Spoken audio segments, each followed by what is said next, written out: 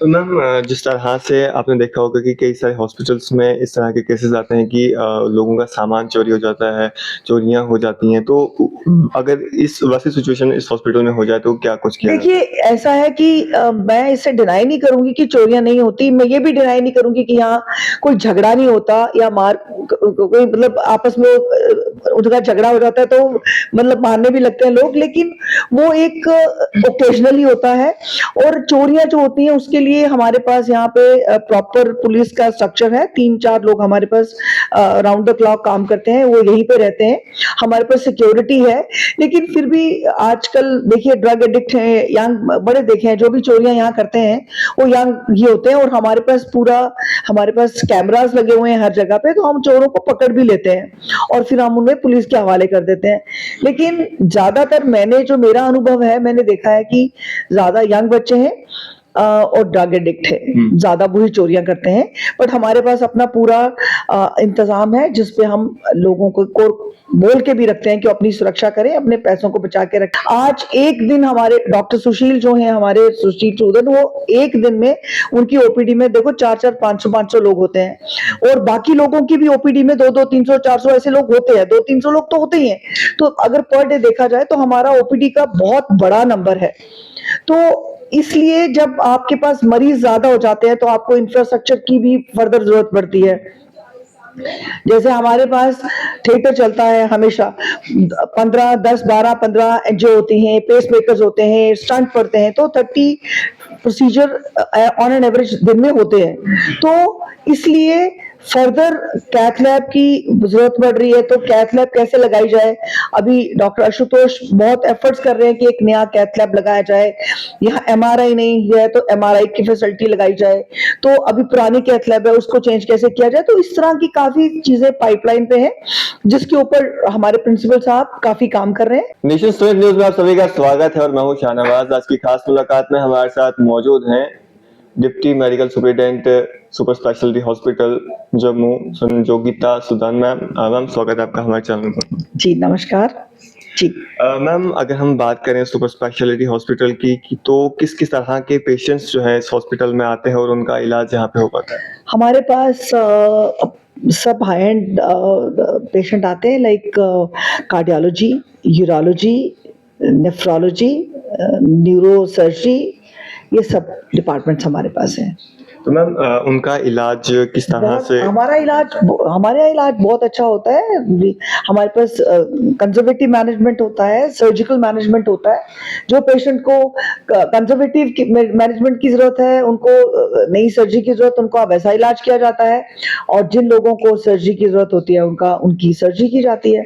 We have got a referred patient from the medical college also, जो वहाँ पे से यहाँ पे रेफर किए जाते हैं। कार्डियो के पेशेंट, जैसे किसी को वहाँ हार्ट अटैक आया तो फर्दर मैनेजमेंट के लिए हमारे पास आते हैं। तो इस तरह से काम चलता है हमारा। मैम जिस तरह से आपने देखा होगा कि पेशेंट्स जो हैं दूर दराज इलाके के भी यहाँ पे हॉस्पिटल में आते हैं, तो उनको किस तरह से ट्रीट किया जाता है? और अगर हम बात करें आयुष्मान भारत जो कार्ड है, तो उनका क्या उनसे उनको कोई बेनिफिट मिलता है? देखिए, दूर दराज से जो पेशेंट आते हैं उनको भी वैसे ही ट्रीट किया जाता है जैसे हमारे पास जम्मू के पेशेंट आते हैं। सो उसमें मतलब सब लोगों का एक ही सम्मान यहाँ पे मतलब सम्मान पूर्वक रिस्पेक्टफुली उनका ट्रीटमेंट किया जाता है। और आयुष्मान भारत जो है वो मुझे लगता है कि इस समय की बहुत बड़ी मोदी जी की देन है, जिससे लोगों को बहुत फायदा हो रहा है। कहाँ लोग अपनी एंजियोग्राफी करा पाते थे, मतलब उनको डिफिकल्ट लगता था, हालांकि 10-12 हजार का ये प्रोसीजर है, लेकिन लोग नहीं करा पाते थे। आज देखिए स्टंट पड़ रहे हैं, ओपन हार्ट सर्जरी हो रही है, यहाँ पेस मेकर पड़ रहे हैं, और कितने लोग इससे बेनिफिट हो रहे हैं। मुझे लगता है कि उन्होंने तो मतलब एक बहुत बड़ा रिफॉर्म लाया है एज हेल्थ सेक्टर की तरफ। आयुष्मान भारत कार्ड एक बहुत बड़ा रिफॉर्म है, जिसके लिए हर एक जन का जो मतलब इलाज है मुफ्त हो रहा है, और लोग सुख की सांस ले रहे हैं। आज के टाइम में डिफिकल्ट होता है इलाज कराना, मतलब कहीं ना कहीं लोगों को फायदा हो रहा है। हाँ, लोगों को बहुत फायदा हो रहा है। मैं कह रही हूँ कि उनको एक चैन की सांस आ रही है कि पेशेंट, देखिए यहाँ पेशेंट आता है और डॉक्टर साहब कहते हैं एंजियोग्राफी करनी है, एंजियोग्राफी करके कहते हैं जिनको स्टंट पड़ने हैं, तो स्टंट पड़ने के लिए जो 2 लाख 3 लाख या 1.5 लाख का खर्चा होता था, हर कोई जन उसको अफोर्ड नहीं कर सकता था पहले।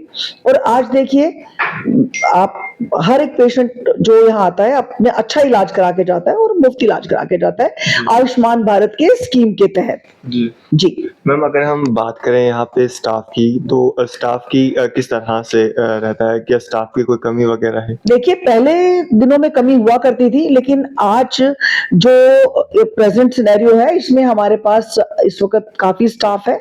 हमारे पास नई नियुक्तियाँ हो रही हैं, आए दिन कोई ना कोई लोग जॉइन करते हैं। अभी पिछले दिनों ड्राइवर्स ने जॉइन किया है, उसके पहले हमारे पास हमारे जूनियर असिस्टेंट्स आए हैं, हमारी नर्सेज़ आई हैं और एमटीएस बहुत लोग आए हैं। तो लोगों को जॉब्स मिलते जा रही हैं, लोग यहाँ पे जॉइन करते जा रहे हैं। तो इस वक़्त हमारे पास स्टाफ की कोई कमी नहीं है और हमारे जो प्रिंसिपल साहब हैं, डॉक्टर आशुतोष साहब जो अभी प्रेज़ेंट प्रिंसिपल हैं, वो बहुत अच्छा काम कर रहे हैं। हर रोज़ उनका एक कंसर्न रहता है, हर हॉस्पिटल में वो बात करते हैं और प्रॉपरली पूछते हैं कि क्या कुछ ज़रूरत नहीं है, क्या है? मतलब एवरी डे वो यहाँ का मतलब एक रिपोर्ट लेते हैं। जी, बिल्कुल। तो मैम अगर बात करें हम यहाँ हॉस्पिटल के इंफ्रास्ट्रक्चर की तो किस तरह का रहता है?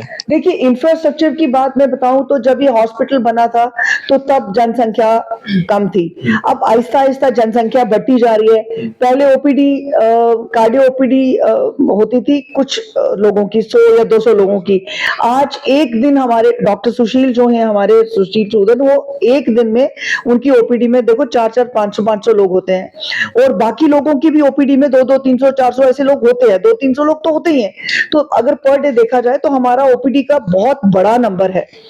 तो इसलिए जब आपके पास मरीज ज्यादा हो जाते हैं तो आपको इंफ्रास्ट्रक्चर की भी फर्दर जरूरत पड़ती है।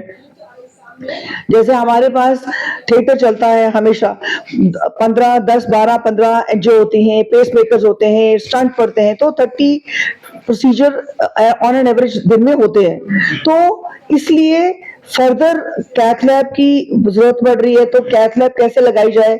अभी डॉक्टर आशुतोष बहुत एफर्ट्स कर रहे हैं कि एक नया कैथ लैब लगाया जाए। यहाँ एमआरआई नहीं है तो एमआरआई की फैसिलिटी लगाई जाए। तो अभी पुरानी कैथ लैब है, उसको चेंज कैसे किया जाए? तो इस तरह की काफी चीजें पाइपलाइन पे हैं, जिसके ऊपर हमारे प्रिंसिपल साहब काफी काम कर रहे हैं और उनके आने से सबसे अच्छी बात ये हुई कि हमारे इंफ्रास्ट्रक्चर में काफी फायदा हुआ है, काफी बड़ा है और बेहतर हम सर्विसेज दे पा रहे हैं। तो मैम अगर कोई पेशेंट इस हॉस्पिटल में एडमिट हो जाता है और लंबे समय के लिए एडमिट हो जाता है, उस पेशेंट को किस-किस तरह की सुविधाएँ यहाँ पे हॉस्पिटल में मिलती हैं? अगर कोई पेशेंट यहाँ लंबे समय, देखिए पेशेंट हमारे पास लंबे समय के लिए या थोड़े समय के लिए है, उसको यहाँ पे खाना दिया जाता है, बेडिंग बहुत अच्छी है, हमारे पास हर तरह की सुविधाएं हैं, खाना भी उसमें एक बहुत बड़ा फैक्टर है। तो मैम जब मैं यहाँ हॉस्पिटल में आया तो मैंने यहाँ पे एक चीज़ नोटिस की, यहाँ पे सफाई बहुत ही बढ़िया जो है वो देखने को मिली। तो क्या कहना चाहेंगे आप, जो ये सफाई आप इतनी हॉस्पिटल में यहाँ देखने को मिलती है, कितना आपको करना पड़ता है इसके लिए? देखिए, मैं पर्सनली इसके पहले मैं health officer Jammu municipal corporation थी, तो मैंने देखा था कि वहाँ हमारे सफाई साथी कितनी मेहनत से काम करते हैं। इनको एक एप्रिसिएशन चाहिए होती है। तो जब मैंने यहाँ ज्वाइन किया तो मेरी पूरी ये कोशिश रही कि इनको अपना घर के जैसे एक हिस्सा बना के, इनको बड़े प्यार से, इनको मोटिवेट करके, इनको बड़ा रिस्पेक्टफुली इनको वो जगह दी जाए जो ये डिजर्व करते हैं। तो जब हम हफ्ते में इनकी एक मीटिंग लेती हूँ मैं और इनको बड़ा अप्रिशिएट करती हूँ और ये अपना काम बहुत खूबी से करते हैं। हालांकि हमारे पास इस वक्त सफाई कर्मचारी कंपैरिजन में काफी कम हैं, लेकिन फिर भी वो बड़ी ही जी जान से काम करते हैं। इसके लिए सच में मैं अपने दिल से भी उनका बड़ा आभार प्रकट करती हूँ। हमारे सफाई साथी जो है बहुत अच्छा काम कर रहे हैं। वो तो देख के ही पता चल जाता है कि जी कितनी जी सफाई जी यहाँ जी पे है। जी हम पूरी कोशिश करते हैं, राउंड्स होते हैं हमारा इन्फेक्शन कंट्रोल डिपार्टमेंट है, सॉलिड हमारा इन्फेक्शन कंट्रोल डिपार्टमेंट बेसिकली उसको भी हमने लगाया कि वो सारा हॉस्पिटल की सफाई को मैनेज करता है। तो मैम जिस तरह से आपने देखा होगा कि कई सारे हॉस्पिटल्स में इस तरह के केसेस आते हैं कि लोगों का सामान चोरी हो जाता है, चोरियां हो जाती हैं, तो अगर इस वैसी सिचुएशन इस हॉस्पिटल में हो जाए तो क्या कुछ किया देखिए, ऐसा है कि मैं इसे डिनाई नहीं करूंगी कि चोरियां नहीं होती, मैं ये भी डिनाई नहीं करूंगी कि यहाँ कोई झगड़ा नहीं होता या कोई मतलब आपस में उनका झगड़ा हो जाता है तो मतलब मारने भी लगते हैं लोग, लेकिन वो एक ओकेजनली होता है।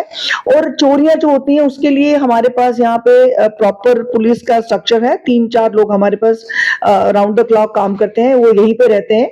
हमारे पास सिक्योरिटी है, लेकिन फिर भी आजकल देखिए ड्रग एडिक्ट हैं, यंग बड़े देखे हैं, जो भी चोरियाँ यहाँ करते हैं, वो यंग ही होते हैं और हमारे पास कैमरास लगे हुए हैं हर जगह पे, तो हम चोरों को पकड़ भी लेते हैं और फिर हम उन्हें पुलिस के हवाले कर देते हैं। लेकिन ज़्यादातर जो मेरा अनुभव है, मैंने देखा है कि ज़्यादा यंग बच्चे हैं और ड्रग एडिक्ट है, ज़्यादा बुरी चोरियाँ करते हैं। बट हमारे पास अपना पूरा इंतज़ाम है, जिस पे हम लोगों को बोल के भी रखते हैं कि अपनी सुरक्षा करें, अपने पैसों को बचा के रखें, ऐसे पैसे ना रखें, ये सब चीज़ें भी बताई जाती हैं। मैम आपने देखा होगा कई बार हॉस्पिटल्स में जो पेशेंट के अटेंडेंट हैं वो मिसबिहेव करते हैं, कभी डॉक्टर्स के साथ, सिक्योरिटी गार्ड्स के साथ या सिस्टर्स जो नर्सेज हैं उनके साथ करते हैं। तो वैसी सिचुएशन में इस हॉस्पिटल में क्या किया जाता है और क्या जो स्टाफ है उनको काउंसलिंग वगैरह दी जाती है? देखिए, उसके लिए क्या है कि मैं ये बात बड़े ज़िम्मेवारी के साथ कहूँगी कि जो लोग आते हैं, जो मिसबिहेव करते हैं, वो लोग भी अपनी तरफ से देखा जाए तो यहाँ पे कोई सुखी नहीं आता, दुखी लोग आते हैं, परेशान लोग आते हैं। तो मुझे लगता है कि हॉस्पिटल अथॉरिटी का ही फर्ज़ बनता है कि अपने लोगों को हम टाइम टू टाइम उनको बताएँ कि हमें कैसे बिहेव करना है। तो उस तरह की हमारी क्लासेस सिस्टर्स के साथ, हमारी सिक्योरिटी गार्ड्स के साथ ऐसे हम वीकली क्लासेस लेते रहते हैं। इवन हमारे सफाई साथी जो है, उनकी भी क्लासेस होते रहते हैं, उनको भी बताते हैं कि आपके पास जो भी आता है, उसको प्यार से बात करिए, क्योंकि जो भी यहाँ आता है, दुखी आता है, तो आप उनको मतलब वेलकम अंदाज से बात करें उनसे। वो अगर कुछ मतलब ऊंचा-नीचा बोल भी जाते हैं, तो आप उन्हें रिस्पेक्टफुली बात करिए। बाकी सिस्टर्स को भी यही चीजें समझाई जाती हैं कि हमारे अपने स्टाफ को अच्छे से बताया जाता है कि वो बड़ा पोलाइट बिहेव करें, बड़ा हम्बल रहें। जो भी लोग आते हैं, वो बेसिकली यहाँ परेशान ही आते हैं। तो मैम आगे के लिए हॉस्पिटल के इंफ्रास्ट्रक्चर को बढ़ाने के लिए क्या कुछ पाइपलाइन में है? देखिए, इंफ्रास्ट्रक्चर को बढ़ाने के लिए हमारे पास अभी जो मेन चीज़ है, हमारी एमआरआई मशीन है, हमारे पास कैथ लैब का है, तो कैथ लैब के लिए और एमआरआई मशीन्स के लिए और भी बाकी काफ़ी सारी चीज़ें हैं जो अभी पाइपलाइन में हैं, और उस पे काम हो रहा है। और प्रिंसिपल सर हमारे बहुत ही एनर्जेटिक हैं, हमें भी बहुत चीज़ें उनसे सीखने को मिलती हैं, और मुझे लगता है आने वाले टाइम में जो छोटी-मोटी कमियाँ होंगी, वो भी पूरी हो जाएँगी। मैम लोगों के लिए क्या मैसेज रहेगा आपका? लोगों के लिए ये मैसेज रहेगा कि आयुष्मान भारत की जो सुविधा है, मैक्सिमम लें। अपने आयुष्मान भारत के कार्ड जो है वो अपडेट रखें, उसको अपने आधार कार्ड से लिंक करा के रखें, अपने फ़ोन नंबर से लिंक करा के रखें, ताकि जब भी आप हमारे पास आएँ, आपको वो पूरी सुविधाएँ हम आपको दे पाएँ। अगर आपके पास आधार कार्ड होगा तो हम सुविधाएँ दे पाएँगे। और मैं ये भी कहूँगी कि सब लोग अच्छा खाएँ-पिएँ, बीमार ना हों। जी, चलिए शुक्रिया मैम हमसे बातचीत करने थैंक यू, थैंक यू। तो ये थे हमारे साथ doctor Sanjogita Sudan ma'am, deputy medical superintendent super speciality hospital Jammu हमारे साथ बातचीत कर रहे थे। आपकी सब पे क्या राय है? आप भी अपनी राय कमेंट्स बॉक्स में ज़रूर दें और इस तरह के अपडेट्स के लिए जुड़े रहें मेरे साथ, देखते रहें नेशन स्टार न्यूज़।